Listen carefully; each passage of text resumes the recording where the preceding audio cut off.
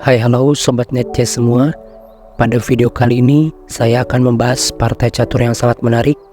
Dan partai kali ini agak berbeda dari biasanya, karena bukan dimainkan oleh pecatur profesional, tetapi oleh dua orang legenda fisikawan dunia, yaitu Albert Einstein melawan Julius Robert Oppenheimer.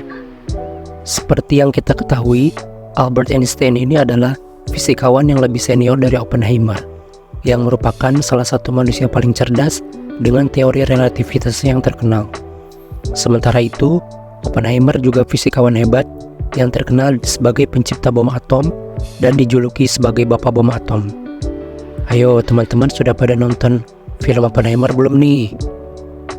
Baiklah teman-teman, jadi pada permainan catur ini Albert Einstein memegang putih berhadapan dengan Oppenheimer sebagai hitam. Permainannya terjadi pada tahun 1933 di Princeton, Amerika Serikat. Einstein membuka dengan E4, dibalas E5, lalu kuda F3. Hitam juga mengembangkan kuda ke C6, dijawab putih gajah ke B5.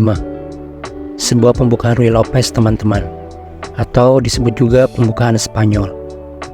Lalu Oppenheimer memainkan Morphy Defense, pion mengancam gajah, direspon gajah mundur ke A4. Langkah umum yang dimainkan hitam setelah ini adalah kuda ke F6 bertujuan menekan pion E4.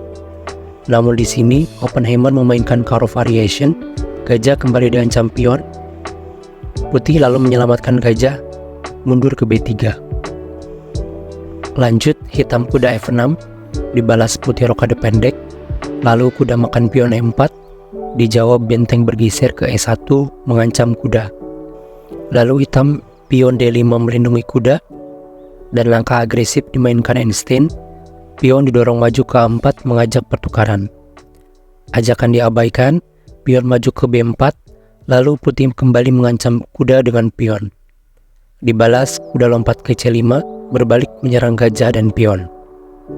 Di sini putih langsung kuda makan pion E5 dan hitam menggeser kuda ke E7 melindungi rajanya dari ancaman discover skak dan skakster jika kuda makan kuda. Putih lalu menteri naik ke F3 mengancam skakmat dengan makan pion di F7.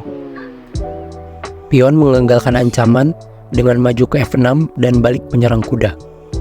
Ancaman dibiarkan, lalu menteri meluncur ke H5 skak. Raja di sini tidak dapat bergerak dan skak hanya bisa ditutup dengan kuda atau pion ke G6.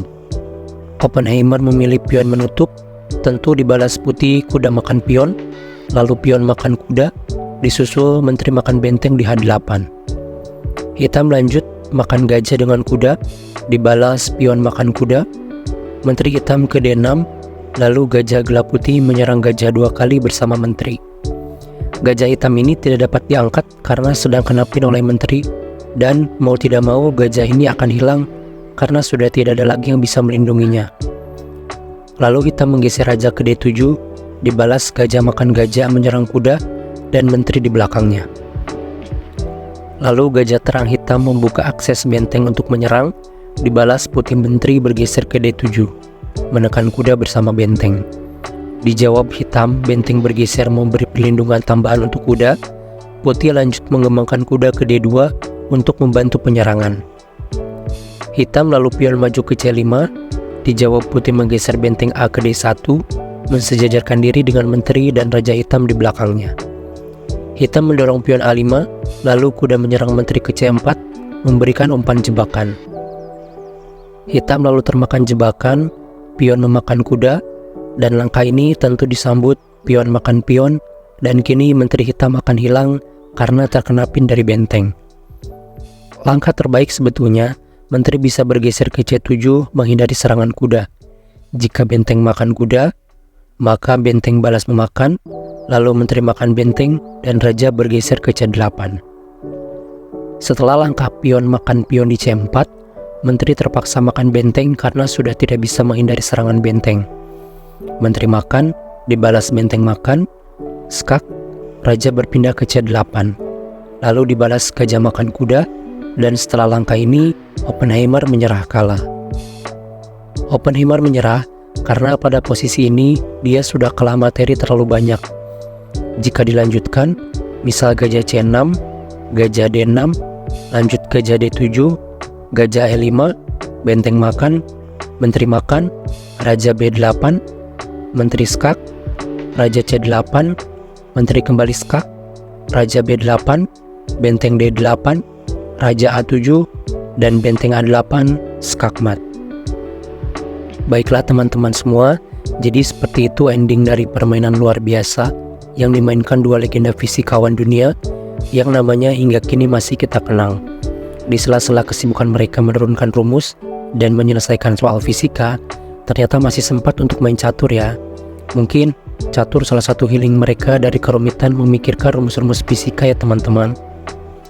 Meskipun keduanya bukan pecatur profesional, tapi permainan yang dilakukan mereka sangatlah baik, meskipun Albert Einstein lebih diunggulkan dalam permainan kali ini. Jadi sekian teman-teman, semoga menjadi inspirasi kita dalam bermain catur, dan sampai jumpa di ulasan partai menarik lainnya. Jangan lupa subscribe channel Netchess ini ya teman-teman.